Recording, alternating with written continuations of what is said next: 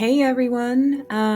So as we're all getting ready for the Christmas season and the new year, I just wanted to take a minute to address an important undertone of this season and talk about this thing we call seasonal depression, right? And I want to sort of peel back the layers of what this is to sort of understand the gift that lies underneath and behind these emotions. So, what is it about these like unshakable, deep-seated feelings we have this time of year, like this little unease, or maybe a little anxiety, maybe a little bit of heaviness for some of us? And I think we all know the statistics about, the increase in seasonal depression this time of year. The stats are out there if you want to Google, but I do want to mention that these feelings lie on a spectrum. So if you're someone who doesn't suffer from depression, you can also feel the feels of this time of year. So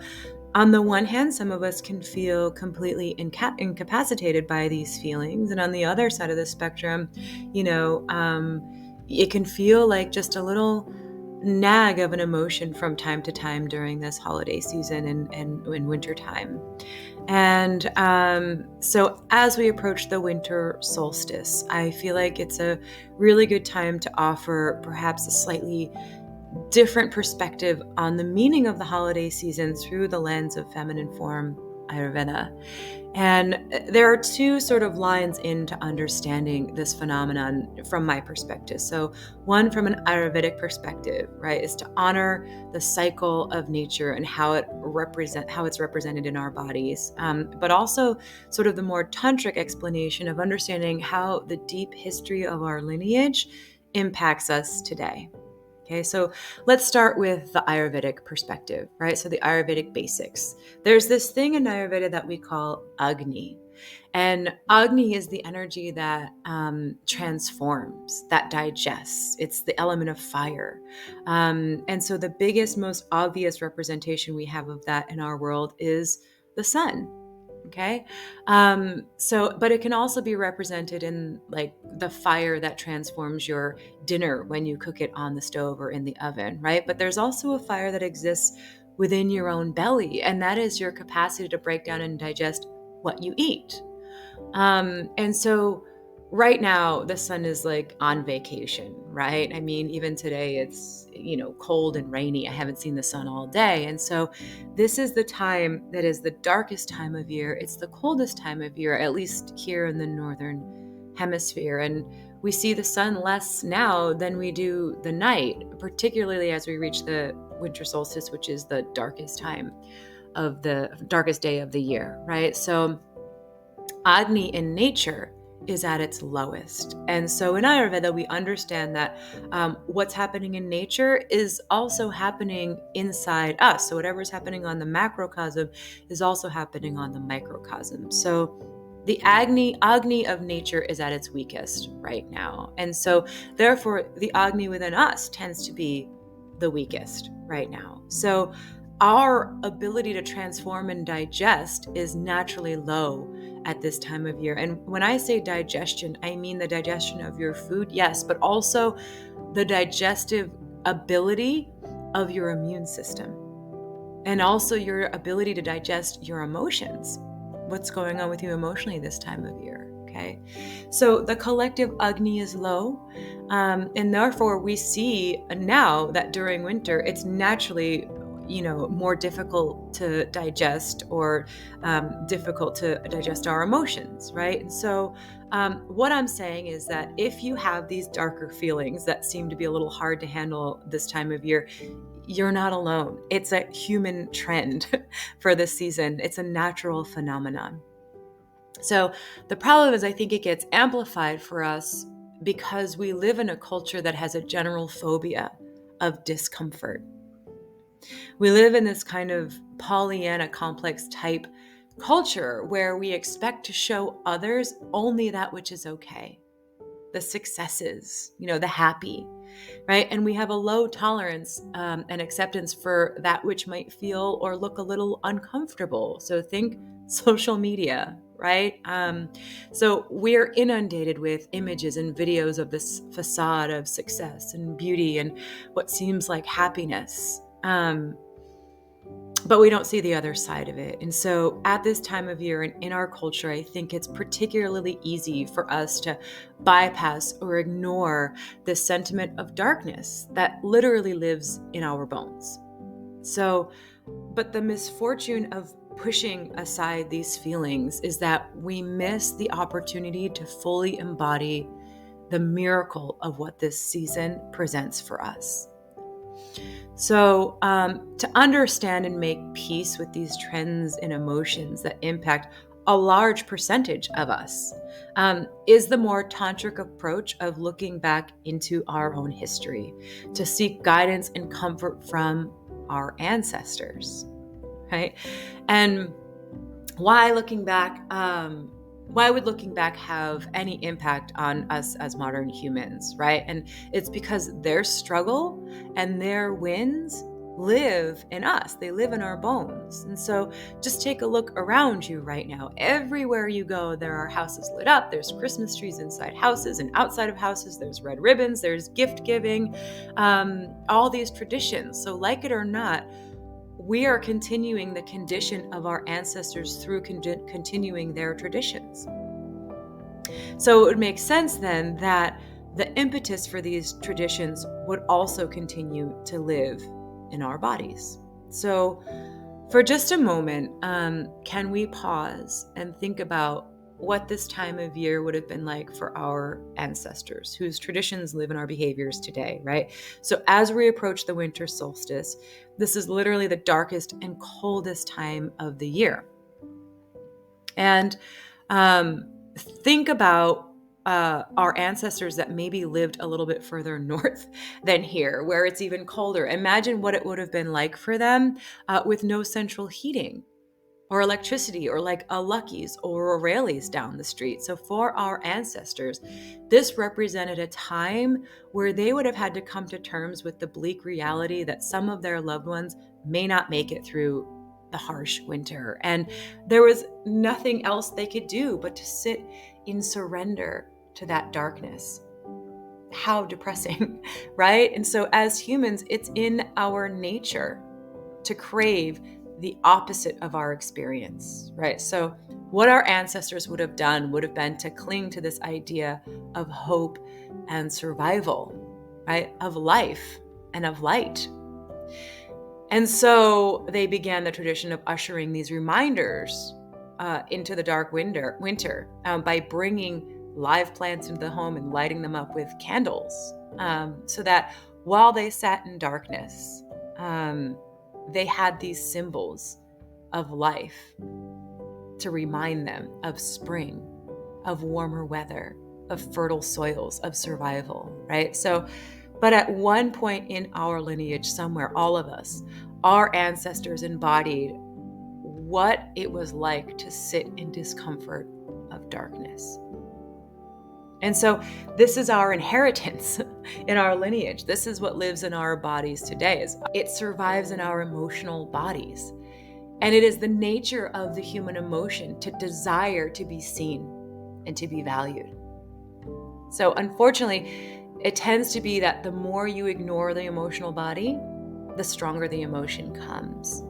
So if you're one of these people that feels this little tug, like, let's just take a minute. So instead of jumping straight to the distractions of consumerism and cocktail parties and things, what if we took a minute to just taste the discomfort of the darkness we are experiencing? In nature, yeah, but in our own hearts and minds. And it doesn't take much, but it does require that you take a moment to look at it and acknowledge it. Why would we do that? What's the power in this for us right now? To wallow, what some of us might say. But the miracle of the season comes only after we surrender to the darkness that lives in us, in our thought patterns, in our behavioral patterns, in our verbal patterns.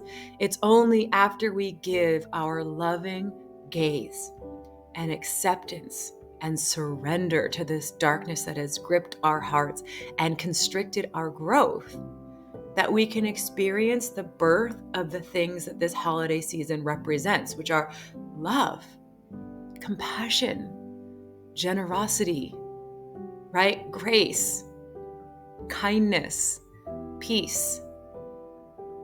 Okay. The spirit of the season is not found in like bitching about our ex or our boss, right? And I'm not here to shame the struggle, right? Like I've been queen of both of those things in the past and sometimes currently, right? Like, where has that gotten me? And where has that gotten you? Right? And here's the kicker. Here's the important message that I want you to listen carefully to is when you cling to those negative cycles, right? The thoughts, the speech patterns, the behavior patterns, you cling to the part of yourself that believes that you don't deserve peace. Let me say that again. When you cling to those negative cycles, you cling to the part of yourself that doesn't believe that you deserve peace. There's a part of you that doesn't believe that you are the representation of the divine. That there's a part of you that doesn't believe that you deserve love and kindness.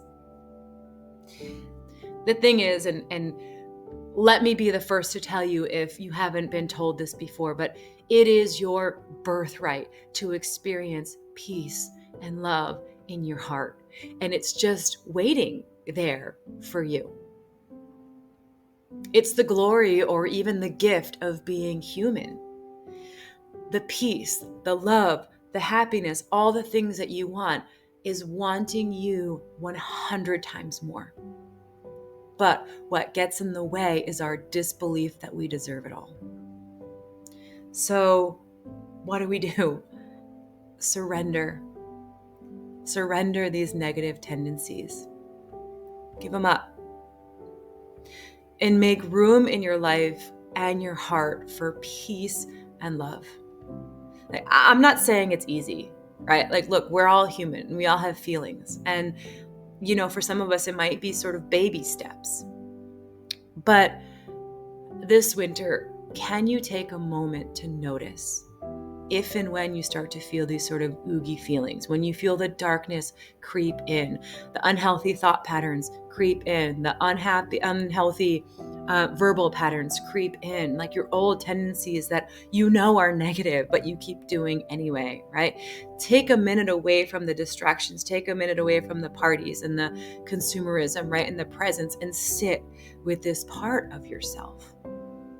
Invite the darkness of your heart to your dinner table and surrender. Because when you do, you take the first step towards the miracle, as they say, that is waiting to take 1,000 steps towards you. So, the Ayurvedic mama in me can't leave you without some practical tips. So, what can we do to practice this? How can I do this? It all sounds great, but what do I do? And, one thing that you can do is take 3 minutes a day, or even 30 seconds a day, whatever that looks like for you. If you're a journaler, great. Here's your journal prompt, right? I am like the suckiest at journaling. So for me, it would be thinking about this when I take my hike. And the question is, what negative patterns do you have in your life? What things do you complain about endlessly? What things do you not have kind words to say about? Or do you have negative thought patterns about yourself or others? Or treat yourself and anything other than deep, deep kindness and love? What behaviors of yours don't seem to be helping you? What things are constricting you within yourself? Okay, but here's the key. Notice them and write them down without judgment, right? That's the first step. And then, the typical Ayurvedic practitioner in me says, boost your Agni, boost your ability to digest your immunity, boost your ability to digest your emotions, right? So build that digestive fire. So One of the most beautiful and easy things to do is to wake up with a glass of warm lemon water. So get a glass of water, squeeze some lemon in it, and drink it. And you might notice that if you do this regularly enough, with the end of your glass of water, you might feel your bowels starting to move almost every day. And so that's great. Another tip during the holidays is don't nibble all day. Your body needs a minute to digest. And so nibbling all day kind of dampens your Agni, your digestive fire. And so eat a meal. Give your body about 3 hours or so to digest, and then have another meal. Okay, so see if you can resist eating for a 3-hour window. Avoid raw foods. Okay, raw foods are really hard on Agni, especially this time of year. So enjoy cooked, warm foods that are easy to digest. So think like some soups or rice with some vegetables. Okay, and spice your food with some warming, not spicy foods, but warm spices like cinnamon, turmeric, cumin, ginger, and clove. I mean, good old ginger tea is great throughout the day. All right, my deep feelers. I hope this was informative, hopefully helpful to you. You are loved. You deserve peace. Happy solstice. Merry Christmas. Happy New Year. Bye, y'all.